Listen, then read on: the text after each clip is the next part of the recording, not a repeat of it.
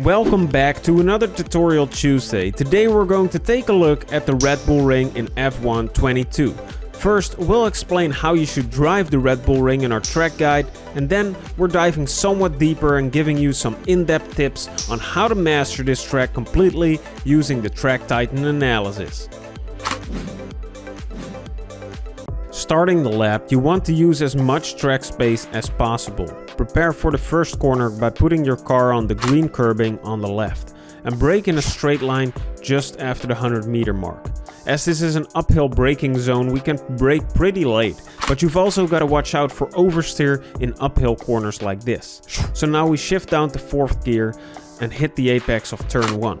Watch out for that sausage curb as it can unsettle your car if you're already short on grip.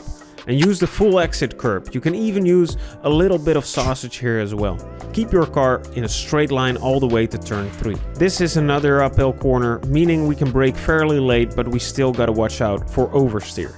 We brake right after the 100-meter mark, quickly shifting down to 3rd for better traction. This is a slippery corner, so you don't have to hit the apex if that means you have more traction.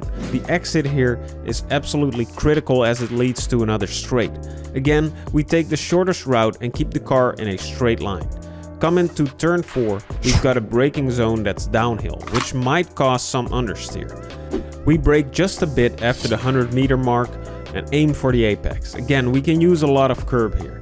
We're immediately in turn 5, which is just a flat out kink where we stick all the way to the right side. When we come to the 50-meter board, we get on the brake shortly and turn in using 5th gear to graze the apex, immediately getting back on the throttle and using as much of the exit curb to set ourselves up for turn 7. We can use this service road on the right side as a braking marker where we lightly dab on the brakes to get us turning into T7. Brushing past the apex and we drive onto the exit curb, which is already turn 8.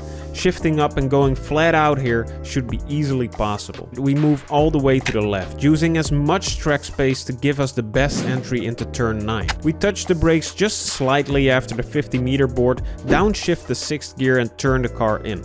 We get back on the throttle as early as possible, which means the car is pushed all the way to the outside where we use all the available track space again.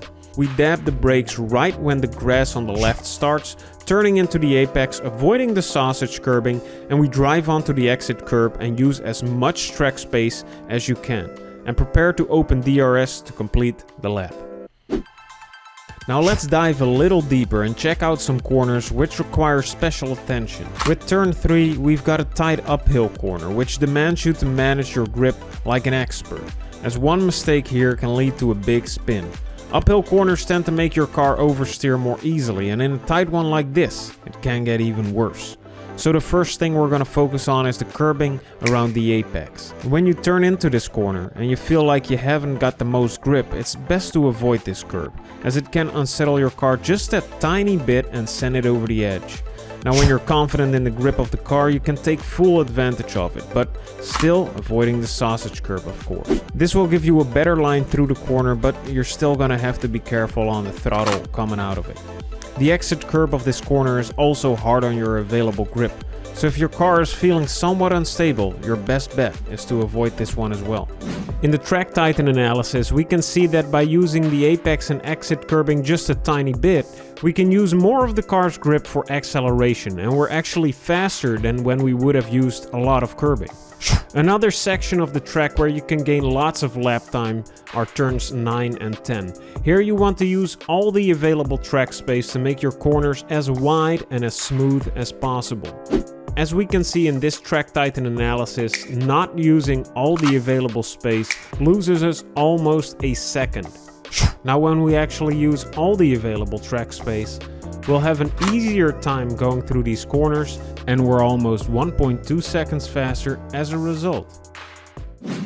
Now let's wrap up by going over the key points of the Red Bull Ring. This track has 3 major straights where DRS can be deployed, which makes the corner exits onto these straights of utmost importance. You want the best exit out of turns 1, 3 and 10 to make the most of your DRS zones. But all of these corners are either uphill or downhill, and each requires some special care. Remember that in uphill corners you can brake somewhat later as gravity is helping you to slow down, but you've got to watch out for oversteer. And in downhill corners you'll have to brake somewhat earlier.